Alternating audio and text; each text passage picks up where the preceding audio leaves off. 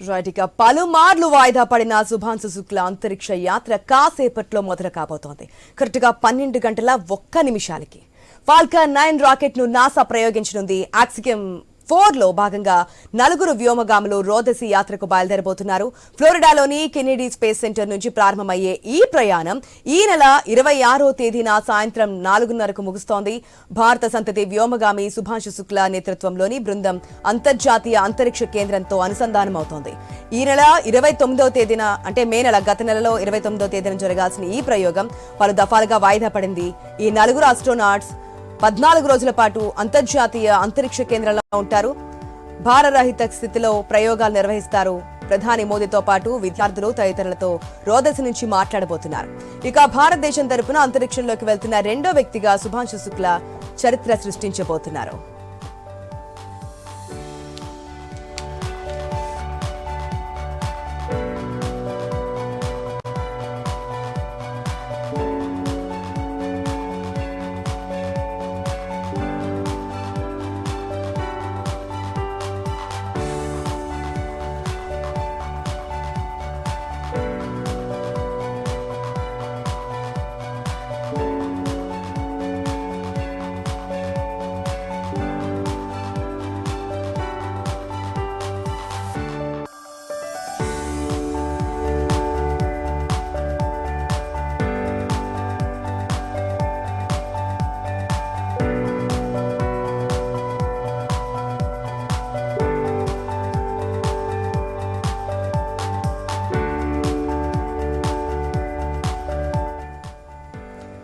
పలుమార్లు వాయిదా పడిన శుభాంశు శుక్ల అంతరిక్ష యాత్ర కాసేపట్లో మొదలు కాబోతోంది. ఫాల్కన్ 9 రాకెట్ ను నాసా ప్రయోగించనుంది. ఆక్సియం 4 లో భాగంగా 4 వ్యోమగాములు రోదసి యాత్రకు బయలుదేరనున్నారు. ఫ్లోరిడాలోని కెనెడీ స్పేస్ సెంటర్ నుంచి ప్రారంభమయ్యే ఈ ప్రయాణం ఈ నెల 26వ తేదీన సాయంత్రం 4:30కి ముగుస్తోంది. భారత సంతతి వ్యోమగామి శుభాంశు శుక్ల నేతృత్వంలోని బృందం అంతర్జాతీయ అంతరిక్ష కేంద్రంతో అనుసంధానమవుతోంది. మే నెల అంటే గత నెలలోనే 29వ తేదీన జరగాల్సిన ఈ ప్రయోగం పలు దఫాలుగా వాయిదా పడింది. అదే వాతావరణంలో వచ్చిన మార్పుల వల్ల కావచ్చు, సాంకేతిక కారణాల వల్ల కావచ్చు, వాయిదాలు పడుతూ ఈ రోజుకైతే ముహూర్తం ఖరారైంది. కరెక్ట్గా 12 గంటల 1 నిమిషానికి ఈ ప్రయోగం అయితే జరగబోతోంది. ఈ 4 ఆస్ట్రోనాట్స్ 14 రోజుల పాటు అంతరిక్షంలోనే అంతర్జాతీయ అంతరిక్ష కేంద్రంలో ఉండబోతున్నారు. భారరహిత స్థితిలో ప్రయోగాలు కూడా నిర్వహిస్తారు. ప్రధాని మోదీతో పాటు విద్యార్థులు తదితరులతో రోదసి నుంచే మాట్లాడబోతున్నారు కూడా. ఇక భారతదేశం తరపున అంతరిక్షంలోకి వెళ్తున్న రెండో వ్యక్తిగా శుభాంశు శుక్ల చరిత్ర సృష్టించబోతున్నారు. మొత్తం 60 ప్రయోగాలు చేయబోతున్నారు పైన ISS లో. 60 ప్రయోగాల్లో మెయిన్ గా శుభాంశు శుక్ల 7 కీలకమైన ప్రయోగాలు చేయబోతున్నారు. ఆ 7 కీలక ప్రయోగాల తర్వాత అసలు ఏ విధంగా ఉండబోతుందో, అంతరిక్షంలో మనం ఏ విధంగా ఉండాలి, మానవ సహిత ప్రాజెక్ట్ గా తీసుకుంటున్నటువంటి గగన్యానికి కూడా ఇది మెయిన్ గా కీలకం కాబోతున్నటువంటి దృశ్యం మనం చూస్తున్నాం. ఈ 14 రోజులు ప్రయాణం తర్వాత ఏ విధమైన ఇన్ఫర్మేషన్ ఉంటుంది, అక్కడ ఉండగలిగిన పరిస్థితులు ఏంటి, మనకి ఇంకొక ఇంట్రెస్టింగ్ విషయం కూడా తెలుస్తుంది. శుభాంశు శుక్ల తనతో పాటు కొన్ని ఎడిబుల్ థింగ్స్ కూడా తీసుకెళ్తున్నారు. క్యారెట్ హల్వా అని, అదేవిధంగా మూంగ్ దాల్ హల్వా ఇవి తీసుకెళ్తున్నారంటూ కూడా చెప్పారు ఒక స్టేట్మెంట్లో. సో అక్కడ ఏ విధంగా ఉంటాయి పరిస్థితులు, ఏ విధంగా ఉండబోతున్నాయి, మార్పులు ఏంటి, ఇవన్నీ కూడా చేసుకునే అవకాశం కూడా తెలుస్తోంది.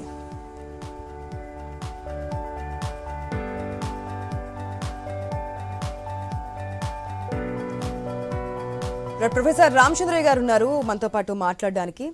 నమస్తే సార్. హలో రామచంద్రయ్య గారు, నమస్తే అండి. నమస్తే మేడం. రామచంద్రయ్య గారు, అంటే దఫాలుగా వాయిదా పడింది. లాస్ట్ మంతే 29th జరగాల్సి ఉండే, కాకపోతే ఏ జరిగినా మన మంచికి అని చెప్పి ఈసారి అయితే సక్సెస్ఫుల్ గా ముందుకు వెళ్తున్నారు. మరి కొన్ని నిమిషాలు సమయం చాలా దగ్గర పడుతోంది. 12 గంటల 1 నిమిషాల కంటే చాలా దగ్గరగానే ఉన్నాం. ఈ ప్రయోగం అయితే స్టార్ట్ కాబోతోంది. అసలు ఏమంటారు, ఆక్సియం 4 సంబంధించి మనం ఏ విధంగా చూడొచ్చు అంటారు, దాని ఎబ్రివేషన్? మేడం, మీరు అన్నట్లు మే 29th జరగాల్సినటువంటి ఈ మన ఈ మిషన్ పోస్ట్పోన్ అయింది. అప్పుడు కారణం ఏంటంటే అక్కడ క్రూ డ్రాగన్ అనేటువంటి మన క్యాప్సూల్ ఎక్కడైతే ఈ నరు వ్యోమగాములు కూర్చుంటారో అది, తర్వాత దాన్ని మోసుకెళ్ళేటువంటి ఫాల్కన్ 9 అనేటువంటి రాకెట్లో మనం ఇంధనం కావాలంటే ద్రవ రూపంలో హైడ్రోజన్ గ్యాస్ని, ఆక్సిజన్ గ్యాస్ని ద్రవ రూపంలో ఉంచుతారు. ఎందుకంటే గ్యాస్ రూపంలో ఉంటే చాలా పెద్ద వాల్యూమ్ కావాలి, దాదాపు మన పెద్ద మల్టీ స్టోరీ బిల్డింగ్ అంతా అయితే కానీ రాకెట్ని పై తీసుకెళ్లేంత క్వాంటిటీ సరిపోదు. అందుకని తక్కువ ఘన పరిమాణాలు ఉంచాలంటే దాన్ని ద్రవీకరించాలి.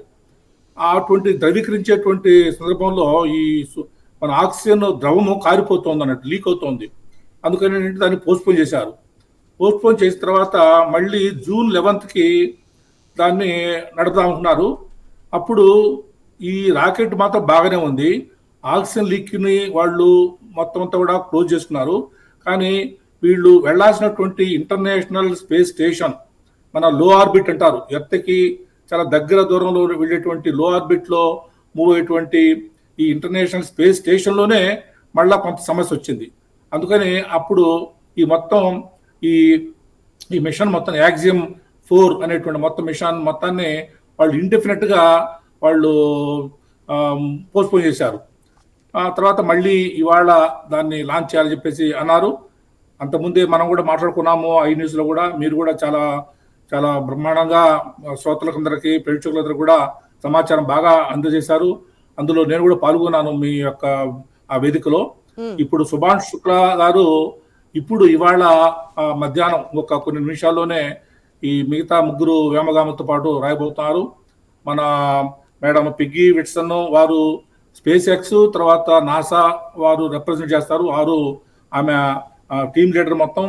అలాగే మన యూరోపియన్ స్పేస్ ఏజెన్సీ అని ఉంది. మనకు ఎలాగైతే భారతదేశానికి మన ఇండియన్ స్పేస్ రీసెర్చ్ ఆర్గనైజేషన్ ఎలా అయితే ఉందో, ఇస్రో ఎలా అయితే ఉందో, అలాగే మొత్తం యూరోపియన్ దేశాల కంటే కూడా, ఐరోపా దేశాల కంటే కూడా సంయుక్తంగా సమిష్టిగా ఒక ఆర్గనైజేషన్ ఉంటుంది, దాని పేరు యూరోపియన్ స్పేస్ ఏజెన్సీ. అలాగే అమెరికా వాళ్ళకు నాసా ఆర్గనైజేషన్ ఉంది అన్నట్టు. అలాగే హంగేరి నుంచి టైబర్ కాపున్ ఆయన, అలాగే మన ఈసా నుంచి విస్నయాస్కి అనేటువంటి ఆయన, ఈ మొత్తం నలుగురు కలిసి వాళ్ళ మన ఈ యాక్సియం 4 దాంట్లో ఈ క్రూ డ్రాగన్ C213 అనేటువంటి క్యాప్సూల్లో వెళతారు. ఇవాళ వెళ్ళిన తర్వాత రేపు వాళ్ళు ఇంటర్నేషనల్ స్పేస్ స్టేషన్ తో అనుసంధానం చేస్తారు. చేసిన తర్వాత దాదాపు వాళ్ళు 2 వారాల పాటు అక్కడ ఉండి తిరిగి మళ్ళీ 2 వారాల తర్వాత వస్తారండి తిరిగి. అక్కడ వాళ్ళు చాలా చాలా ప్రయోగాలు చేయబోతున్నారు. 40 సంవత్సరాల తర్వాత సుమారుగా రాకేష్ శర్మ 1984 ఏప్రిల్ 3, 4 ప్రాంతంలో వెళ్ళారు. ఆ తర్వాత మళ్ళీ ఇప్పుడు 40 years తర్వాత మన దేశానికి సంబంధించినటువంటి సుభాష్ శుక్లా రావడం అనేటువంటి మన భారతదేశానికి చాలా గర్వకారణం. మరొక విషయం అండి, ప్రేక్షకులు గారు కూడా, రాకేష్ శర్మ హైదరాబాద్ లో చదువుకున్నారు, నిజాం కాలేజీలో ఆయన గ్రాడ్యుయేషన్ పూర్తి చేశారు. అది కూడా మనకు గుర్తుంచుకోవాల్సిన విషయం. సో మన ఇండియాకే కాదు, మన తెలుగు వాళ్ళకి కూడా గర్వకారణం అనుకోవచ్చు. అవునండి, తప్పకుండా. సరే, యాక్చువల్లీ యాక్సియం 4 మిషన్ గురించి ఒకసారి మాట్లాడదాం. పైకి వెళ్ళిన తర్వాత 14 days అంటే 2 weeks పాటు అక్కడే ఉండబోతున్నారు సుభాష్ శుక్లాతో పాటు మరొక ముగ్గురు, మొత్తం 4 టీం కలిసి. తనతో పాటు కొన్ని ఫుడ్ ఐటమ్స్ కూడా తీసుకెళ్తున్నా అని చెప్పారు. క్యారెట్ హల్వా అని, మూంగ్ దాల్ హల్వా అని, నా ఫేవరెట్ ఫుడ్ కూడా తీసుకెళ్తున్నానని చెప్పారు. సో దాని గురించి ఏదైనా మనం అనుకోవచ్చా? ఈ 14 days లో కొన్ని ప్రయోగాలు, దాదాపుగా 60 ప్రయోగాలు కూడా చేయబోతున్నట్టు ఆయన చెప్పారు. ఏవేమి ఉండబోతున్నాయి, మెయిన్గా దీనివల్ల ఏం మనం తెలుసుకునే అవకాశం ఉంటుంది? అక్కడ రకరకాల ఆహార పదార్థాలు తిన్నప్పుడు మన శరీరంలో ఎటువంటి మార్పులు జరుగుతాయి, జీర్ణ వ్యవస్థ ఎలా పనిచేస్తుంది అనే దాని మీద ప్రయోగం చేయబోతున్నారండి.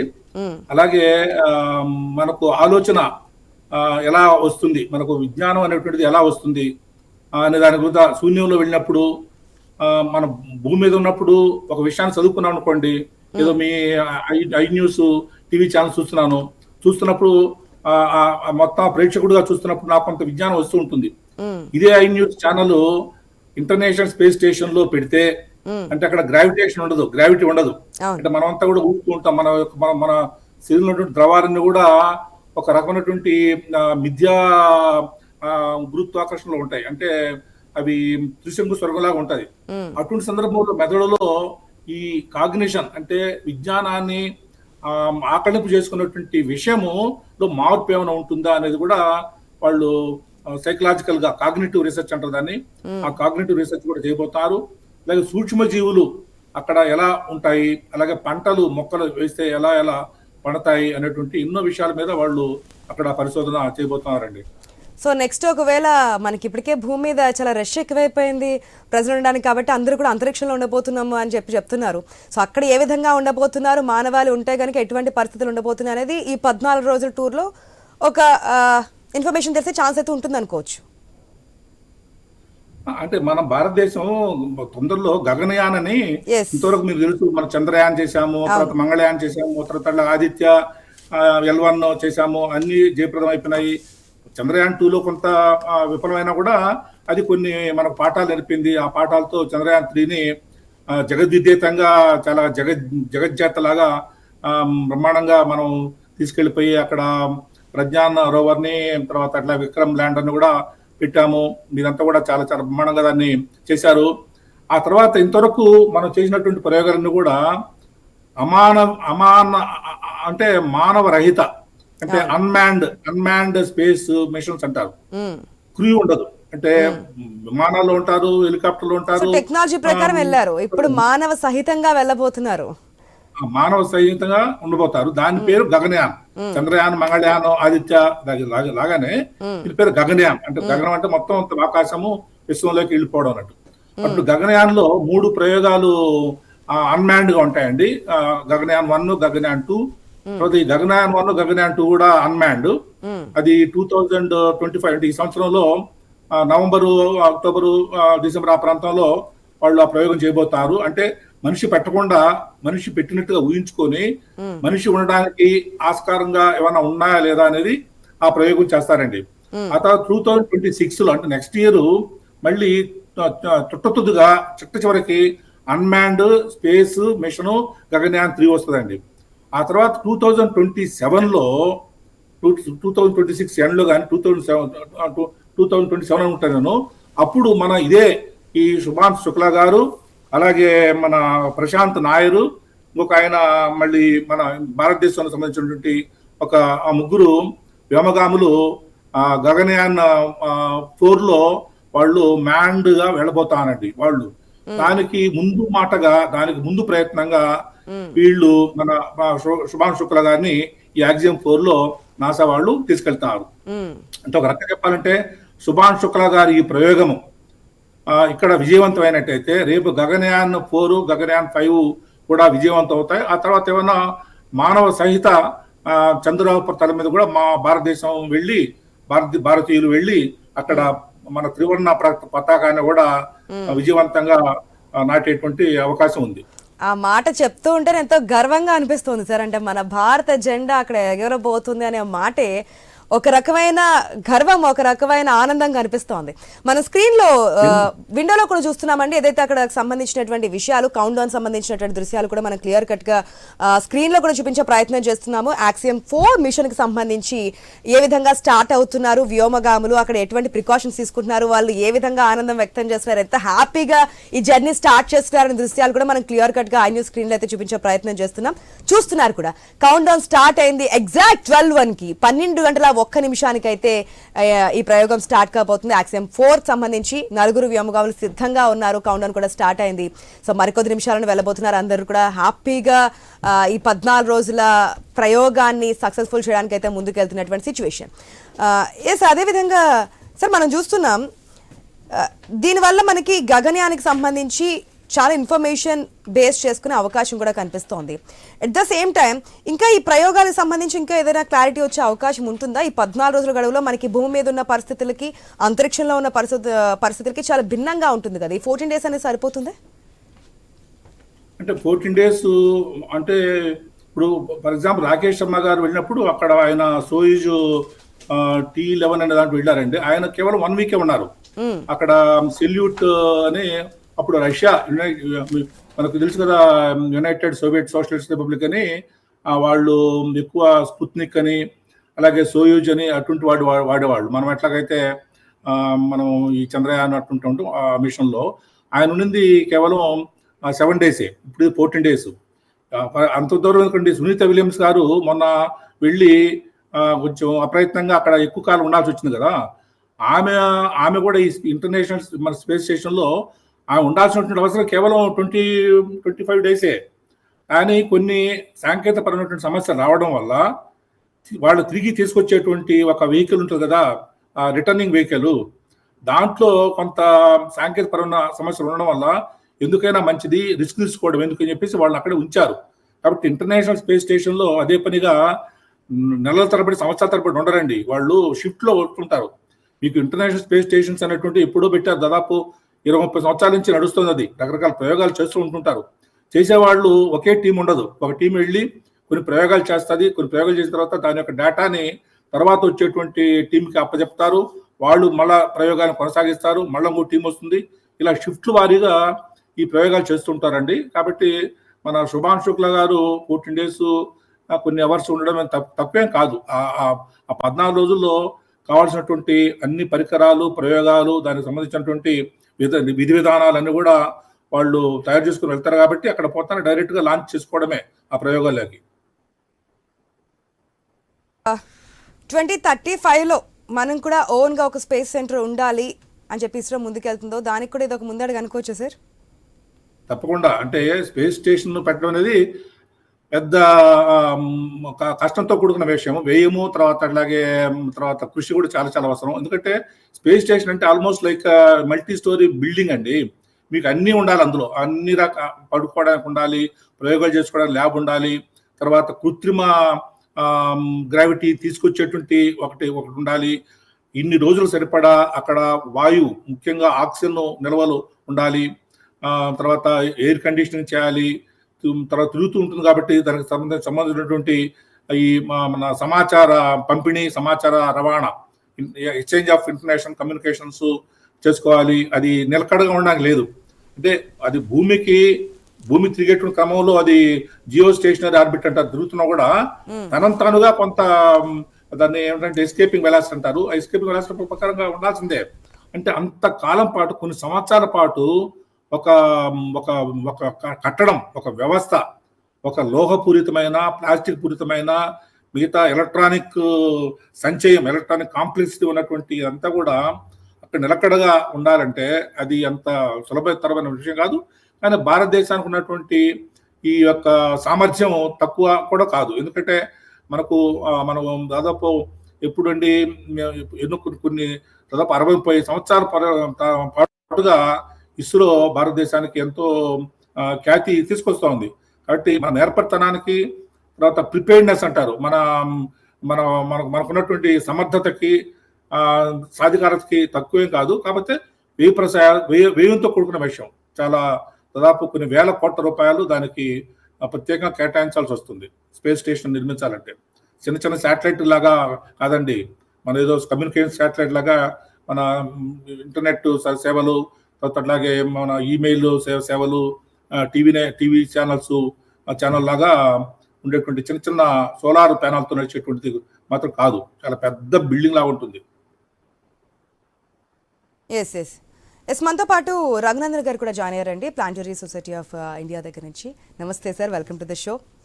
నిజంగా ఈరోజు ఎంతో హ్యాపీ మూమెంట్ కింద అనిపిస్తోంది. ఆ కౌంట్ డౌన్ చూస్తున్నప్పటి నుంచి ఎప్పుడు ఆ 12 అవుతుందా అని చెప్పి లిటరల్లీ వెయిటింగ్, ఎప్పుడు ఈ ప్రయోగం స్టార్ట్ అవుతుందా, యాక్సియం 4 మిషన్ ఎప్పుడు స్టార్ట్ అవుతుందా అని చెప్పి. ఇప్పటి వరకు చాలా విషయాలు కూడా చెప్పారు సార్ కూడా. అసలు ఈ రోజు మిషన్కి సంబంధించి ఏ విధంగా చూడొచ్చు అంటారు? మన ఇండియాకి సంబంధించి ప్రత్యేకంగా చూడాల్సిన అంశాలు ఏమనుకోవచ్చు? డెఫినెట్గా ఇది చాలా ప్రతిష్టాత్మక రోజు. ఇవాళ రామచంద్ర సార్ కూడా ఉన్నారు మనతో పాటు, ఎక్స్ప్లెయిన్ చేస్తూ ఉన్నారు, నేను చూస్తూ ఉన్నాను. సో ద పాయింట్ ఏంటంటే ఇప్పుడు 12 గంటల 1 నిమిషంకి మనకి ఇగ్నిషన్ స్టార్ట్ అవుతుంది. అంటే మనం ఏం చెప్పొచ్చు అంటే మొత్తానికి 10 నిమిషాల 26 సెకండ్లు అనేది ఈ ప్రయాణం ఉంటుంది. అంటే ఇనిషియల్ ప్రయాణం అంటే మొత్తానికి రేపటికి వారు ఇంటర్నేషనల్ స్పేస్ స్టేషన్ దగ్గరికి చేరుకొని డాక్ కావడం జరుగుతుంది. అలా ఉంటుంది. అంటే ఆల్మోస్ట్ ఈ క్రూ మాడ్యూల్ సపరేట్ అయిన తర్వాత ఆల్మోస్ట్ 17 గంటలు. సో రేపు సమ్వేర్ 26th నాడు మనకి ఇది చేరుకుంటుంది. అయితే ముందుగా మన ప్రేక్షకులకి చెప్పాల్సిందంటే ఈ రోజు ఇప్పుడు ఏం జరగబోతోంది అంటే ఇప్పుడు మొత్తం 10 నిమిషాలు 26 సెకండ్ల పాటు ఈ యొక్క ప్రయాణం ఉంటుంది అనమాట అండి. అంటే ఫాల్కాన్ 9 అనే లాంచ్ వెహికల్ ద్వారా ఈ క్రూ డ్రాగన్ అనే ఒక స్పేస్ ఏది క్రూ మాడ్యూల్ ఉందో అందులో ఆ వ్యోమగాములు, క్రూ మాడ్యూల్ అనేది ఒక వ్యోమనౌక అనమాట అండి. సో ఈ వ్యోమగాములు ఇప్పుడు మనం చూస్తున్నాం, అందులో వెళ్ళి కూర్చున్నారు. ఈ క్రూ డ్రాగన్ ఎక్కడుంది?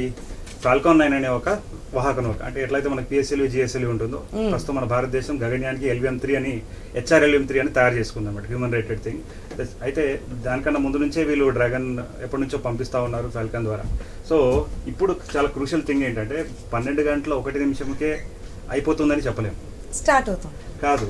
అంటే యాక్చువల్ ఏమవుతుందంటే ఒక to go or no go అనేది ఆల్మోస్ట్ 45 సెకండ్స్ మీకు, అంటే ఒక 12 గంటల ఎట్లా చెప్పొచ్చు అంటే 15 సెకండ్స్ అని, ఇంకా 1 నిమిషంలో ఇంకా 15 నిమిషాలు ఉన్నది అని ఉన్న సమయంలో final go or no go అనేది డిసిషన్ తీసుకుంటారు. ఓకే, సో ఇంకా మనకి ఇంకా క్లారిటీ రానట్టే అంటే ఇంకా ఏదైనా సమస్య వస్తే ఓకే, సో దాన్ని స్విచ్ ఆఫ్ కూడా, అంటే ఇక దీన్ని నిలిపివేయచ్చు కూడా.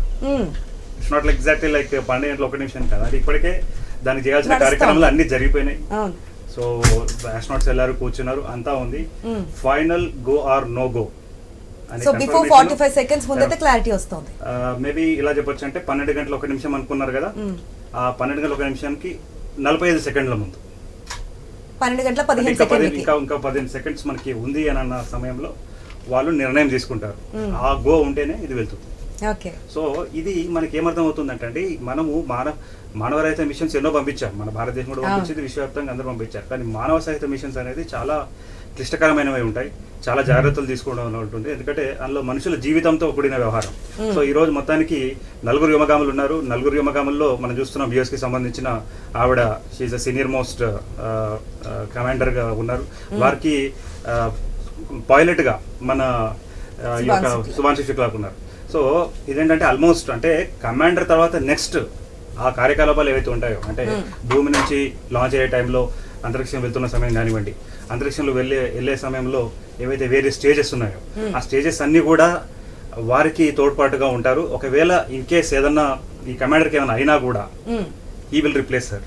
ఓకే, అంటే ఇమీడియట్ గా తను టేక్ ఓవర్ చేసి, అంటే ఇక్కడ ఒక మాట చెప్పాలండి, ఇది అతిశోక్తి కావచ్చు నేను చెప్పిన మాటలు, ఎందుకంటే ఈ రోజు అంతా కూడా చాలా ఆటోమేటిక్ ఉంది. ఇది వాళ్ళు ఏమన్నారు, టెస్లా కార్ లాంటిది అనే ఒక మాట అన్నారు. అంటే ఒకప్పుడు ఏంటంటే 100 స్విచ్లు ఉండేవి, అలా క్లోజ్ చేయాలి, ఆన్ చేయాలి ఉండేది. ఇప్పుడు ఏంటంటే ప్రశాంతంగా కూర్చుంటారు, అంతా ఆటోమేటిక్ గానే ఉంటుంది. కానీ అయినప్పటికీ కూడా ఏ సమయమైనా ఏమైనా అవసరం వస్తే they need to take over అన్నమాట. సో ఈ చాలా ఎక్స్పీరియన్స్ ఉన్న ఈ యొక్క కమాండర్ తో పాటు మన పైలట్ శుభాంశు శుక్లా వెళ్తున్నాడు అంటే ఒక రియల్ టైం ఎక్స్పీరియన్స్ వస్తున్నదండి, ఎంత గొప్ప విషయం అది. సో డెఫినెట్ గా ఇందులో ఏదైతే నేర్చుకుంటాడో, ఇందులో నుంచి వచ్చిన ఎక్స్పీరియన్స్, ఇప్పటికే చాలా థింగ్స్ అతను నేర్చుకున్నాడు. ఖచ్చితంగా ఇది గగన్యానికి బ్రెయిన్ గురించి కూడా చాలా చెప్తున్నారు. శుభాంశు శుక్లా బ్రెయిన్ కి సంబంధించి కూడా 135 years ఉన్న వాళ్ళకి ఎంతైతే నాలెడ్జ్ ఉంటుందో అంత నాలెడ్జ్ గెయిన్ చేశారు శుభాంశు శుక్లా. ఇంత చిన్న వయసులోనే అంత వెల్ నాలెడ్జ్ పర్సన్ అంటూ కూడా మనం చూస్తున్న, ఇంతకుముందు సార్ కూడా చెప్పారు హైదరాబాద్ లో చదువుకున్నారు అని చెప్పి. సో అది కూడా ఒక గ్రేట్ఫుల్ థింగ్ కింద చెప్పుకోవచ్చు. మనం ఏంటంటే ఇప్పుడు ఇది యాక్చువల్ గా మనం 2 స్టేజ్ టు ఆర్బిట్ అనమాట, 2 స్టేజెస్ లో వెళ్ళాలి. అయితే ఈ ఫాల్కాన్ 9 ఒక స్పెషాలిటీ, ఆఫ్ స్పేస్ ఎక్స్ ఒక స్పెషాలిటీ ఏంటంటే అది రీయూజబుల్ లాంచ్ వెహికల్. దీంట్లో ఉన్న ఏదైతే సెకండ్ స్టేజ్ ఉందో అదేమవుతుందంటే ఇప్పుడు ఈ 10 నిమిషాల 20 చాలా అద్భుతంగా ఉంటుంది. ఈ 10 minutes 26 seconds ఒక 10 నిమిషాలు, అంటే 12 గంటల 1 నిమిషం నుంచి 12 గంటల 11 నిమిషాల వరకు మన ప్రేక్షకులందరికీ చూసినట్లయితే వారి కంటి ముందే అలా అది వెళ్ళిపోతుంటుంది. ఎందుకంటే మన టార్గెట్ ఏంటి, రేపటికల్లా భూమి నుంచి 400 కిలోమీటర్ దూరంలో ఉన్న ఈ యొక్క ఇంటర్నేషనల్ స్పేస్ స్టేషన్ కి చేరుకోవడం అనమాట. సో దానికి కావాల్సిన వేగాన్ని ఇంకా అదంతా కూడా ఇవ్వాలి. అయితే ఇందులో వీళ్ళు ఏం చేస్తున్నారంటే ఈ 10 నిమిషాలు 24 seconds లో స్టార్టింగ్ ఫ్యూ మినిట్స్ లోనే మనం ఏం చూస్తాము అంటే ఈ వెహికల్ వెళ్తూ ఉన్న సమయంలోనే సెకండ్ స్టేజ్ విడిపోయి అది ఇలా ఒకసారి ఫ్లిప్ అవుతుంది అనమాట. ఫ్లిప్ అయిపోయి దానికి అది అంటే మిగతా స్టేజెస్ అలానే ప్రయాణం ఉంటాయి. మొత్తం 2 స్టేజ్లు అని చెప్పాను. సో ఈ సెకండ్ స్టేజ్ వాళ్ళు ఏంటంటే వాళ్ళు మళ్ళీ యూజ్ చేసుకునే పరిస్థితి ఉంటుంది అనమాట. ఓకే, సో రీయూజబుల్ అని చెప్పారు. సో ఇలా ఇది వెళ్తుంది. యాక్చువల్ గా మనకు మంచి పవర్ పాయింట్ ప్రెజెంటేషన్ ఉంది, బట్ సో ఇది ఇలా వెళ్తున్నదా ఉన్న సమయంలో మొదటిగా ఏమవుతుంది, ఈ కింద ఉన్న మీకు స్టేజ్ అనేది బర్న్ అవుతుంది, కావాల్సిన వేగాన్ని ఇస్తుంది. కొన్ని నిమిషాల తర్వాత అది విడిపోయి సామాన్యంగా ఏమవుతుందంటే సముద్రంలో పడాలి. కానీ స్పేస్ ఎక్స్ ఏం చేస్తుంది అంటే అది విడిపోకుండా ఇంకా పైకి వెళ్తుంది, ఫ్లిప్ అవుతుంది, దానికి అదే తను ఎక్కడి నుంచి అయితే లాంచ్ అయిందో అక్కడికి వచ్చి కూర్చుంటుంది. సో ఇది తరచూ చూస్తాం. ఈ క్రమం జరుగుతున్న క్రమంలోనే ఈ మిగతా స్టేజ్ అవుతుందో ఆ ప్రయాణం కొనసాగుతూ ఉండి కొద్ది దూరం వెళ్ళిన తర్వాత అంతరిక్షంలోకి చేరుకున్నాం అన్న సమయంలో ఈ క్రూ డ్రాగన్ ఏదైతే ఉందో వ్యోమగాములతో అది విడిపోతుంది అనమాట. విడిపోయి ఇక మిగతా గంటల్లో కావాల్సిన కార్యక్రమాలు అనేది ఫస్ట్ ఉన్నటువంటి 45 సెకండ్స్ తో పాటు 12 గంటల 11 నిమిషాలకి ఒక క్లారిటీ అయితే రాబోతోంది. Minute to minute update, minute to minute గా సెకండ్ టు సెకండ్ అప్డేట్ అయితే మీకు న్యూస్ లో ఇస్తాము. ఏ విధంగా ఈ ASIM-4 మిషన్ అనేది స్టార్ట్ అయినప్పటి దగ్గర నుంచి 12 గంటల 1 నిమిషాన్ని కాదు 12 గంటల నుంచి కౌంట్ డౌన్ కూడా మనం చూస్తున్నాం. మీకు ఒక గంట ముందు నుంచే 2 గంటల ముందు నుంచే కౌంట్ డౌన్ కూడా స్టార్ట్ అవుతోంది. కాబట్టి 12 గంటల 1 నిమిషానికి ముందుగానే 45 సెకండ్స్ ముందుగానే అది ఉంటుంది. ఎస్ఆర్ నో చెప్పడానికి కూడా 45 సెకండ్స్ ముందే డెసిషన్ తీసుకుంటారు అన్నీ చూసిన తర్వాత అంటున్నారు. కాబట్టి లాంచ్ చేయాలా వద్దా, ప్రయోగం ముందుకు వెళ్ళాలా వద్దా, ఇంకా ఏదైనా ఇప్పటికే మనం చూడొచ్చు 7 times ఆల్మోస్ట్ పోస్ట్ పోన్ అయినటువంటి సిచ్యువేషన్ మనకు కనిపిస్తోంది. కాబట్టి ఈసారి సక్సెస్ఫుల్గా వెళ్ళాలి అని చెప్పి మనం కోరుకుంటున్నాము. ఆఫ్టర్ 40 years తర్వాత మళ్ళీ భారతీయుడు మన భారత జెండా ఎగరడానికి అయితే శుభాంశు శుక్లా రోదసి యాత్ర అయితే ముందుకెళ్తున్నటువంటి సిచ్యువేషన్ మనకు కనిపిస్తోంది. సో ఇప్పుడు మనము ఒకవేళ జూమ్ చేసి చూస్తే అంటే ఈరోజు ఏం జరుగుతుంది అంటే అందరూ ఏమనుకుంటారంటే ఇలా లాంచ్ చేస్తే అలా వెళ్ళిపోతుంది కదా అనే పరిస్థితి ఉంటుంది. కానీ ఇక్కడ మీరు ఇందాక చెప్పినట్టు ప్రతి ఒక్క సెకండ్ ప్రతి ఒక్క మినిట్ కూడా చాలా క్రూషియల్. సో ఇవన్నీ ఫాలో అవుతూ వెళ్ళాలి. మన వ్యోమగామికి అయితే ఇది మొదటిసారి. సో చూద్దాం, ఈ ఎక్స్పీరియన్స్ డెఫినెట్ గా మన దేశానికి కూడా ఉపయోగపడుతుంది. అంటే సాధారణంగా మనం PSLV GSLV లాంచెస్ చూస్తుంటామండి. వాళ్ళు ఎంత ఉత్కంఠతో శాస్త్రవేత్తలు ఉంటారు. ఇప్పుడు మనందరికన్నా కూడా వారికి అంటే వాళ్ళని చూస్తున్న వారికి కానీ అందులో ఉన్న వాళ్ళకి చాలా ఉత్కంఠ ఉంటుంది. సో డెఫినెట్ గా ఈ మెథడ్ లో ఇదంతా కూడా సక్సెస్ఫుల్ గా అవుతుందని మనము లెట్ us hope. రామచంద్రయ్య గారు, ఇక్కడ మన వ్యోమగాములతో పాటు కొన్ని సూక్ష్మ జీవుల్ని కూడా తీసుకెళ్తున్నట్టుగా తెలుస్తోంది. ఎందుకంటే అవి పైన ఏ విధంగా జీవిస్తాయి, జీవరాశులు వాటి అంటే ఇక్కడికి అక్కడికి మనకి పూర్తిగా భిన్నంగా ఉంటాయి. మనం ముందుగానే మాట్లాడుకున్నాం. సో మనకంటే వ్యోమగాముల కంటే కొన్ని ఫెసిలిటీస్ ఉంటాయి, అక్కడ ఉంటారు వారు ఏ విధంగా జీవన విధానాలు అనేవి. సో అవి వాటి వల్ల మనకి ఎటువంటి ఇన్ఫర్మేషన్ తెలుస్తుంది అనుకోవచ్చు తీసుకెళ్తున్న వాటి వల్ల, జీవరాశుల వల్ల? మేడం మీకు తెలుసు ఈ ప్రోటోజోవన్స్ అనేటువంటి ఏకకణ జీవులు అవి, బ్యాక్టీరియా తర్వాత అట్లాగే ఇవన్నీ కూడా. కానీ వైరస్ కి జీవం ఉండదు. అంటే కేవలం ఏదైనా జీవుల్లో వేస్తేనే అవి బతుకున్నాయని చెప్పుకుంటాయి. కానీ జీవం బయట వాటికి జీవం ఉండదు. కానీ బ్యాక్టీరియాలు ఇవన్నీ కూడా ప్రోటోజోవన్స్, సింగిల్ సెల్ ఉంటాయి ఏకకణాలు. అవి ఏంటంటే ద్విధా విచ్చిత్ అని బైనరీ డివిజన్ అని ఒకటి 2 ముక్కలు అవుతుంది అండి. ఇట్లా ఉండదల్లా ఇలా 2 ముక్కలు మెల్లగా 2 ముక్కలు అవుతుంది. నేను కనిపిస్తున్నానండి?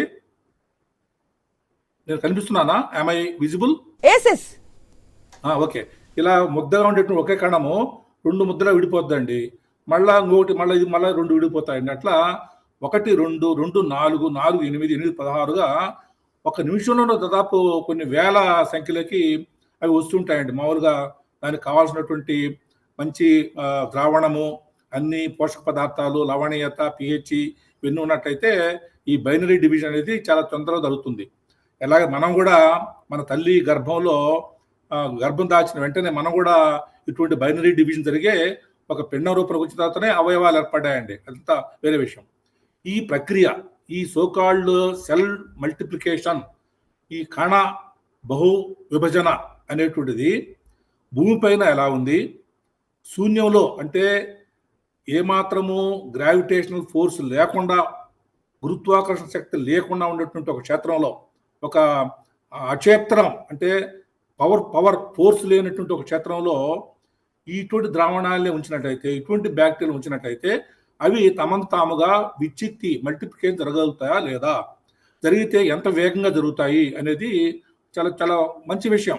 తద్వారా మీరు క్యాన్సర్కి కొన్ని అవసరాలు ఉంటాయి. ఫర్ ఎగ్జాంపుల్, ఒక పేషెంట్ క్యాన్సర్ ఉందనుకోండి.